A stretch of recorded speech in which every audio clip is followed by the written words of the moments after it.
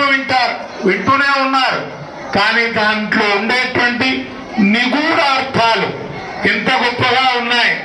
స్వామివారు ఏం చేశారు? ఇప్పుడు ఉప్పరపల్లెలో మీకెవ్వరికి చాలా విశేషమైనటువంటి క్షేత్రాలు ఉన్నాయి మన దగ్గర. బదరీ నారాయణుడు ఉన్నాడు. చార్ధామ్ యాత్ర వెళ్తారు బదరీ యాత్ర చేయడానికి.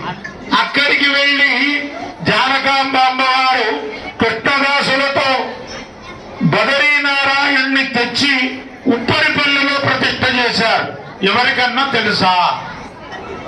బదరీ నారాయణ స్వామి బదరీ అని చెప్తున్నాం. చార్ధామ్ యాత్రల్లో చెబుతూ ఉన్నాం.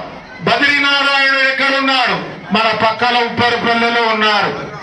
అక్కడ ఏం రాశాడు? ఋషికేశ లోకేశ నారాయణ